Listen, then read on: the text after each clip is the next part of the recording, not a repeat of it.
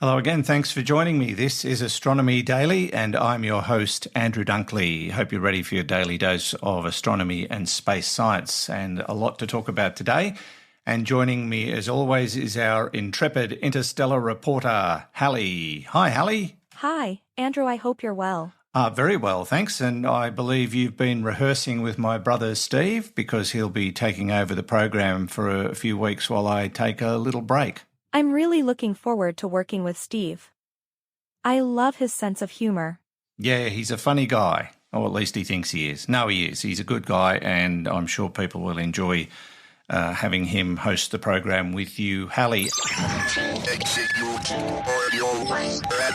The Astronomy Daily Podcast with Andrew Dunkley. And we've got some very exciting news to report today. Yes, Andrew, the double asteroid redirection test that we witnessed a few weeks ago has been declared a success by NASA.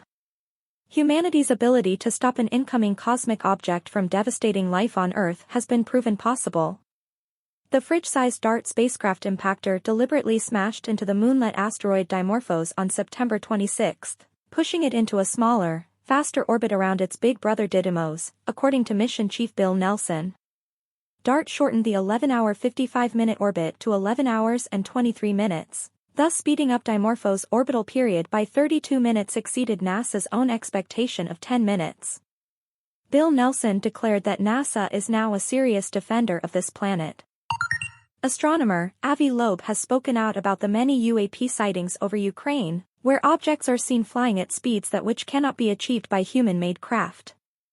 After reading the astronomers' highly detailed report, Loeb decided to publish his own, where he dismissed their extensive research as a miscalculation. Reducing their inferred distance by a factor of 10 is fully consistent with the size and speed of artillery shells, Loeb wrote in the report. He added, "I am not sure what to make of the report. Ukraine is in a military conflict with a lot of human-made activity in the sky. This must introduce a lot of noise for any search for objects that are not human-made.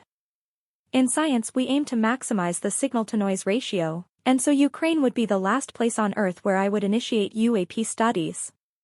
Loeb seemingly dismissed all of the reports in one fell swoop, despite his own lack of any meaningful evidence to make his claims. Japan is scheduled to launch a variety of technology demonstrating payloads to orbit tonight. A Japanese Epsilon rocket is scheduled to lift off from Uchinoura Space Center at 8:50 p.m. Eastern Daylight Time tonight. That's 0:50 GMT and 9:50 a.m. local Japan time on October 12. The mission, known as Innovative Satellite Technology Demonstration 3, will be Japan's first orbital liftoff of 2022. The main satellite flying is called RAISE 3, which is short for Rapid Innovative Payload Demonstration Satellite 3. The 220-pound, 100-kilogram spacecraft carries 7 separate technologies that will get a test in Earth orbit. Among those technologies are 2 small experimental thrusters, including one that uses water as fuel, a drag sail designed to help satellites deorbit more quickly and efficiently, and a deployable membrane structure that can generate power and also serve as an antenna. 5 tiny CubeSats are also launching on the Epsilon tonight as rideshare payloads. Inmarsat has won a $980 million U.S. Navy contract for global communications services. Inmarsat government announced it won a 10-year contract to provide broadband satellite and terrestrial communications services to the U.S. Navy. The company was the incumbent on the previous CSSCI contract and won the recompete.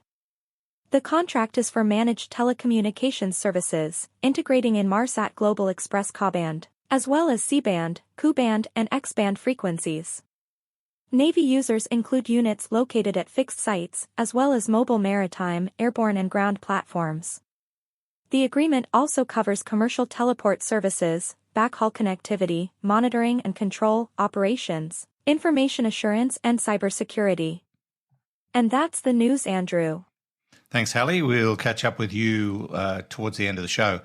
But back to that exciting news from NASA that the double asteroid redirection test, the DART impactor test, was a wholesale success. September the 26th, NASA smashed a refrigerator-sized spacecraft into an orbiting moonlet of an asteroid, Dimorphos. which was orbiting Didymos, and they have knocked it off course. Basically, what that has done is reduced the orbital speed and plane of Dimorphos around Didymos. Now, the orbit has been shortened by over 30 minutes, which is much better than NASA had anticipated, 32 minutes to be exact. They expected they'd be able to shorten the orbit by 10 minutes, but it's been reduced from 11 hours 55 minutes to 11 hours and 23 minutes, which proves that direct intervention can change the direction of an asteroid that may one day threaten Earth. Now, it's early days. This was a small experiment in the scheme of things, but it proved that this could be done.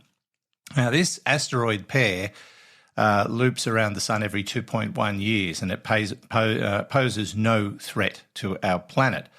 But they are really good for studying a kinetic impact test like this. And it's certainly an exciting outcome as a consequence of a very long-haul experiment indeed. And so, everybody's cheering. You can't get much of a better result than that. So well done to the DART team at NASA. And I might try and catch up with Fred Watson and have a chat to him about it as well. And we might run that on tomorrow's edition of Astronomy Daily. Now, the James Webb Space Telescope has been in the news very regularly since it was commissioned, and rightly so. It's made some amazing discoveries and taken some extraordinary pictures. And now its focus might be on the outer reaches of our solar system, around those icy worlds beyond Pluto. Since it was launched in 2021, the JWST has sent back photos of distant exoplanets, the nebula nurseries in the immediate vicinity and beyond, some amazing galaxy photos dating back 13 billion years. We've seen them all. Well, Pluto, as you know, was reclassified as a dwarf planet in 2006, but it's also categorised as both a trans-Neptunian object and a Kuiper Belt object. And planetary scientists consider that a TNO, as they call it, trans-Neptunian object, because Pluto's orbit sometimes crosses Neptune's, and a KBO, a Kuiper Belt object, because it's one of the biggest objects in the Kuiper Belt. So it gets two categories. The worlds and objects beyond Neptune are largely unexplored. And that's why the James Webb Space Telescope is going to be paying particular attention to that region. There's so much that we don't know, and so much that we need to learn about the outer edges of the solar system as we know it. And the Kuiper Belt is a big disk in the outer solar system that stretches around 30 astronomical units, where Neptune orbits at about 50 astronomical units. So it's a big area. The Kuiper Belt was actually a concept proposed by Gerard Kuiper in 1951, although it's sometimes called the Edgeworth Kuiper Belt to include Kenneth Essex Edgeworth, who also described it in 1943. The uncertainty about what to call that disk led to the creation of the term TNO to describe objects in that region. But the James Webb Space Telescope will be studying the Kuiper Belt in depth, and hopefully will provide us with some really interesting answers as to what is really happening out there. We don't know a heck of a lot. The Astronomy Daily Podcast with Andrew Dunkley. Now let's move to Saturn's largest moon, Titan. And NASA is launching a mission called Dragonfly, which will touch down on the dunes of Titan in years to come. The launch is 2027. Dragonfly is a rotorcraft that will arrive in 2034 and explore Titan from the air, not unlike the helicopter that's being tested on Mars in some respects. Its range will be far greater than any wheeled rover, and the Dragonfly will be capable of covering around 16 kilometres or 10 miles in each half-hour flight, according to NASA. And over the span of its 2-year mission, it will explore an area hundreds of miles or kilometres across. However, before taking to the sky on its own, Dragonfly must first arrive on Titan under parachute, a soft landing on a frozen terrain. It will be a haphazard journey, but one hopes that it will be successful and we will learn so much more about this rather volatile world. And while we're talking about strange craft taking to the skies, here's one that they're planning to deploy on Venus. It's from JPL. It's the Venus Aerial Robotic Balloon prototype, and it's apparently done well in early testing. A scaled-down version of the Aerobot, as they're calling it, that could one day fly in the Venusian skies, successfully completed 2 tests in Nevada, test flights that is, marking a milestone for the project. The intense pressure, heat and corrosive gases of Venus's surface are enough to disable even the most robust of spacecraft in a very short period of time. But a few dozen miles above, it's not so nasty, and this is why they're looking at this particular idea as a way of exploring Venus. It kind of looks like a big shiny hot air balloon. So the testing continues, but it looks like that could be a go for a future deployment to Venus. So that's also very exciting. And that just about wraps it up for another day. Halley, anything before we finish? Yes, Andrew, happy National Arthritis Day. It's good that they recognized a day like that for humans like you. Yeah, well, nice attempt at an insult, but 2 things. I don't have arthritis yet.